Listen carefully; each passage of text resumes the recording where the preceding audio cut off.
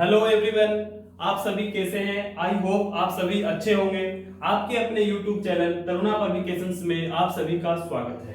तो मैं आपको रीजनिंग सब्जेक्ट समीर से रीजनिंग सब्जेक्ट आपको करवा रहा था। इस क्लास के अंदर दो हमारी क्लासें हो चुकी हैं। उसके अंदर कैलेंडर जो चैप्टर है उसके सभी टाइप्स जो हैं, सभी कॉन्सेप्ट जो है हम कर चुके हैं अच्छे से। और लेकिन फिर भी लैंग्वेज से जुड़े जो क्वेश्चंस है जिस हिसाब से एग्जाम में पूछे जाते हैं, आज की क्लास में हम वो क्वेश्चन करने जा रहे हैं। तो लेट्स स्टार्ट। हम स्टार्ट करते हैं क्वेश्चंस। तो देखो, क्वेश्चन मतलब टाइप्स वही रहेंगे, सभी रहेगा, बस थोड़ा सा लैंग्वेज में हमें दे दिया जाएगा।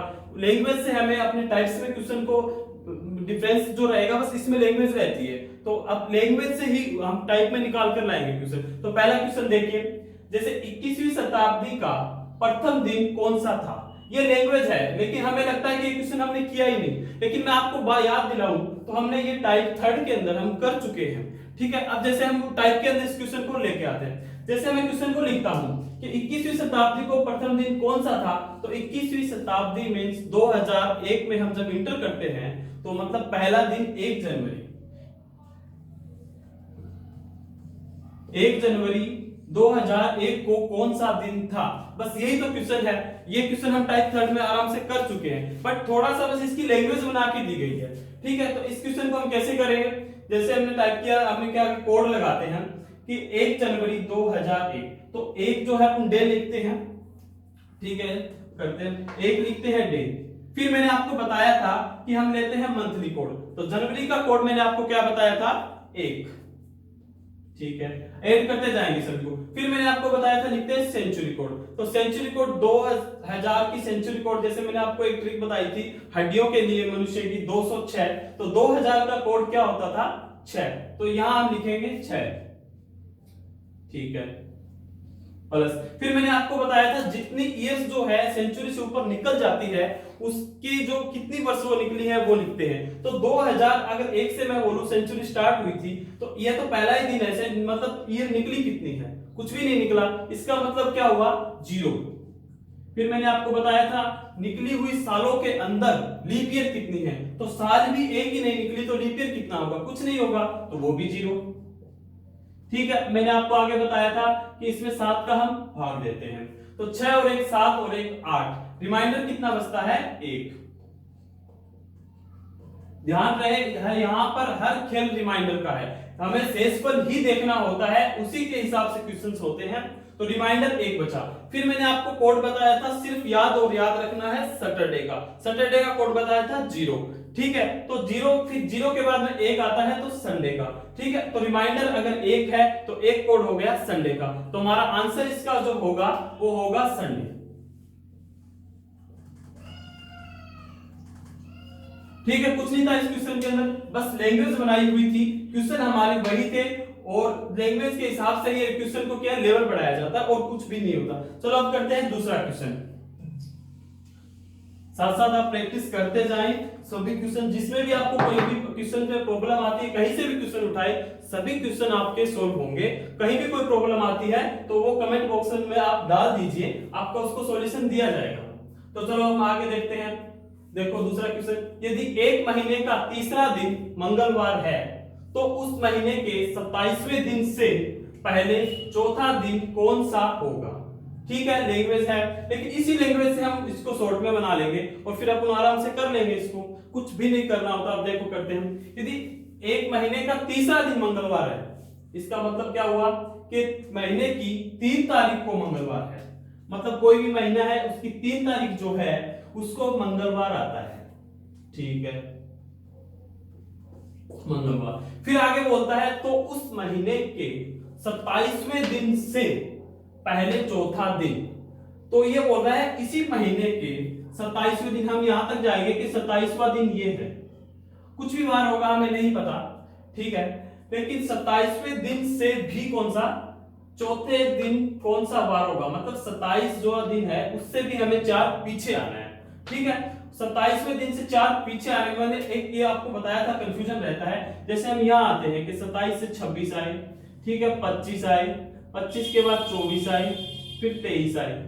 ठीक है, कंफ्यूजन यहां रहता है, गलती यहां होती है कि चौथा दिन करते हैं तो अपन क्या करते हैं 1 2 3 4 दिन छोड़ देते हैं।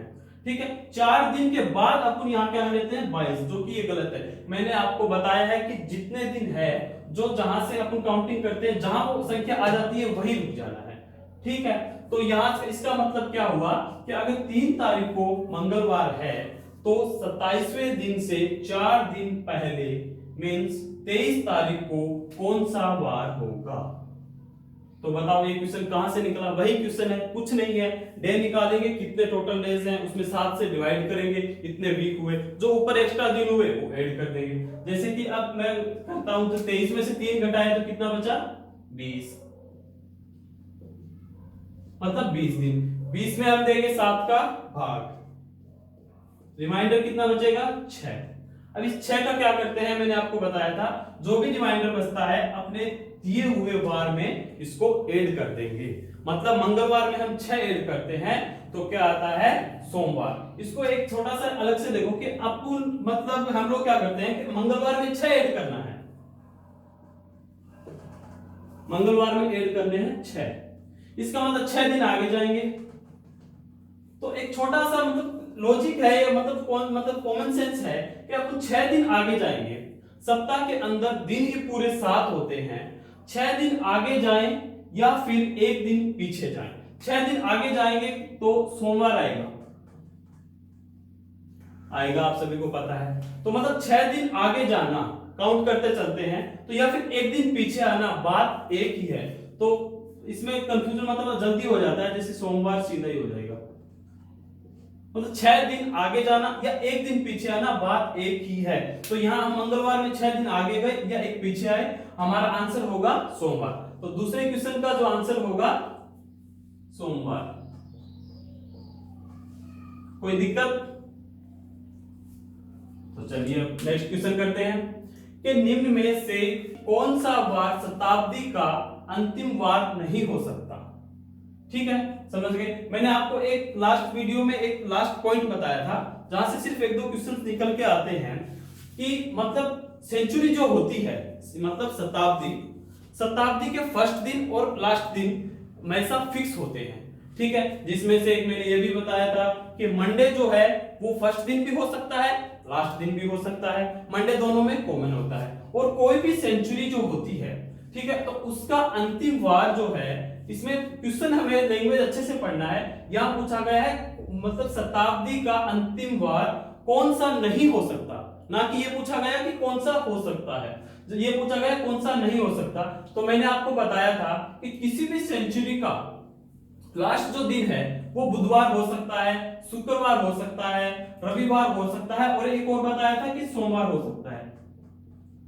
सोमवार तो मैं ये भी बता रहा हूं कि दोनों में कॉमन होता है, ये फर्स्ट भी हो सकता है, लास्ट भी हो सकता है। ठीक है, तो इसका मतलब जो है एक डिफरेंस जो ऑप्शन है वो कौन सा होगा, मंगलवार। तो हमारा आंसर क्या होगा कि इन चारों वार को छोड़कर मंगलवार जो है वो अंतिम वार नहीं हो सकता। ठीक है, मतलब ध्यान यहां रखना है कि हो सकता है या नहीं हो सकता, यहां एकदम मतलब सटीक फोकस से देखना है इस चीज। तो चलिए करते हैं 4th क्वेश्चन। तो देखो कि यदि महीने का प्रथम दिन गुरुवार है, इसका मतलब क्या बोल रहा है, महीने की 1 तारीख को गुरुवार पड़ता है। ठीक है, तो महीने के 16वें दिन से 5वां दिन क्या होगा। अब अगर महीने की 1 तारीख को गुरुवार है तो ये 16वां दिन भी नहीं पूछ रहा, ये बोल रहा है 16वें दिन से भी 5 आगे। तो चलो करते हैं ये, चलो यहाँ 16 दिन, हमें नहीं पता क्या वार होगा, कुछ नहीं होगा, लेकिन ये बोल रहा है इससे भी 5 आगे, इसका मतलब 21 तारीख का वार हमको ये पूछ रहा है। तो क्या था इस क्वेश्चन के अंदर, लैंग्वेज थी, लैंग्वेज से इस टाइप से बनाना है इसको। ठीक है, तो अब ये वही क्वेश्चन से अपन टाइप 3rd में कर चुके हैं।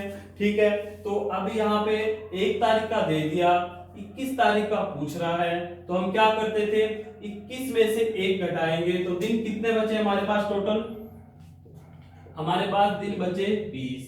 अब 20 को हम क्या करते थे, 7 से इसको हम डिवाइड करेंगे।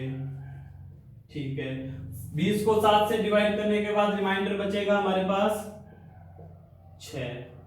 अब इस 6 का हमको क्या करना है, 6 को हमको गुरुवार में ऐड करना है, इस 6 को गुरुवार में ऐड करना है। तो मैंने आपको अभी अभी पिछले क्वेश्चंस में बताया है 6 को ऐड करने की बजाय हम एक दिन पीछे चले जाते हैं। मतलब गुरुवार है अगर 1 तारीख को, तो 21 तारीख को बुधवार होगा। ठीक है, तो हमारे इस क्वेश्चंस का आंसर क्या हो जाएगा? बुधवार।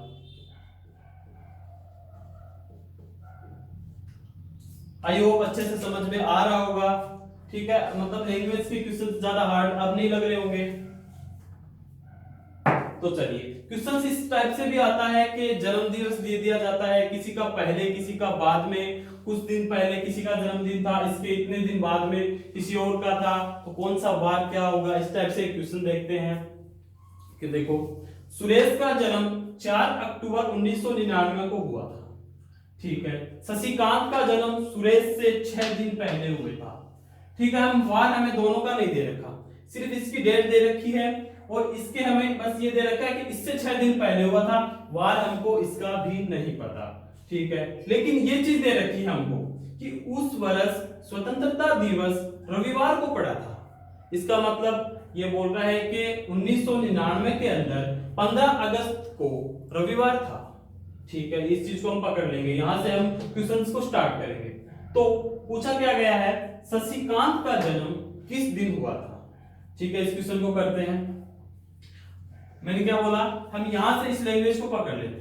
स्वतंत्रता दिवस रविवार को पड़ा था, मतलब 15 अगस्त 1999 को रविवार था।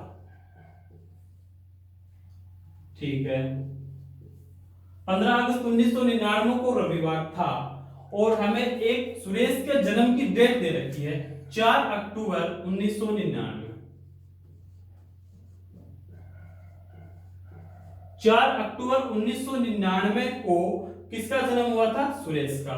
ठीक है, वार हमको नहीं पता, लेकिन ये पूछ क्या रहा है, शशिकांत का जन्म। तो शशिकांत का जन्म का वार पूछ रहा है, तो शशिकांत के जन्म की डेट ही नहीं पता हमको, तो वार कैसे निकालेंगे? तो इसके लिए पहले हम डेट निकालेंगे। इसके लिए हमें जो इशारा किया गया है क्वेश्चन में कि जो शशिकांत है वो सुरेश के 6 दिन पहले हुआ था, इसका जन्म 6 दिन पहले हुआ था। इसका मतलब 6 दिन अगर हम पहले जाते हैं, 4 अक्टूबर से अगर 6 दिन पहले हम जाते हैं, तो इसका मतलब सितंबर 30 मंथ का था, ये ध्यान में रखना, 31 और 30 मंथ का। तो हम जाते हैं तो वो डेट आ जाएगी हमारे पास 23 सितंबर से 23 सितंबर 1999 को किसका जन्म हुआ था? शशिकांत का। ठीक है, अब डेट आ गई हमारे पास। अब कुछ नहीं करना, ये टाइप कौन सा बन गया कि एक ही साल के अंदर, टाइप 2 में अपन आ चुके हैं, एक ही साल के अंदर डे का डिफरेंस है वो निकालना है।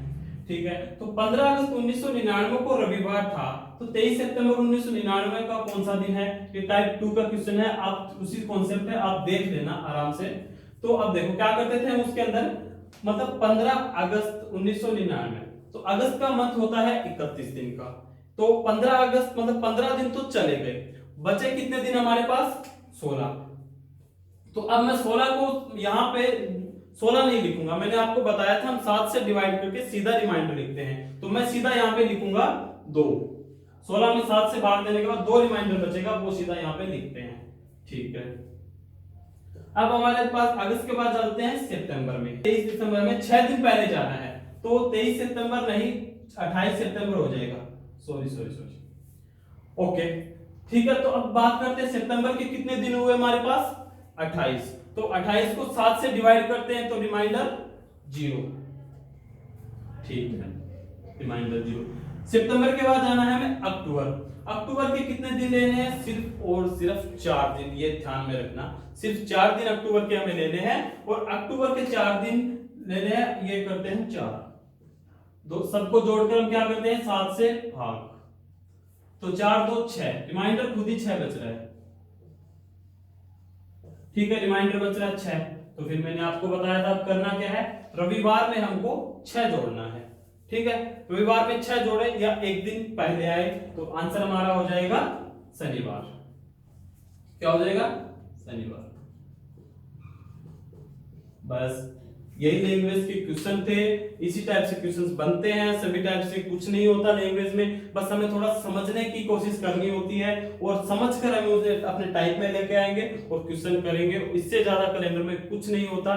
ठीक है, हम ऐसे ही करते हैं सिर्फ और सिर्फ लैंग्वेज के क्वेश्चन पे। और अभी आपने अगर वो 2 वीडियो कॉन्सेप्ट वगैरह नहीं देखे हैं तो मैं आपको फिर बोल रहा हूँ, वह डिस्क्रिप्शन बॉक्स में उसकी लिंक डाल दी गई है, तो वहां पर जाके आप देख सकते हैं। अभी तक आपने चैनल को सब्सक्राइब नहीं किया है तो अभी आप सब्सक्राइब कर लीजिए, लाइक कर दिए वीडियो अगर अच्छी लगती है। आई होप आपको सारा समझ में आया होगा। अपने आप को वीडियोस, तीनों वीडियोस देखने के बाद जज करिएगा। And thank you. Next class में हम लेके आएंगे न्यू चैप्टर।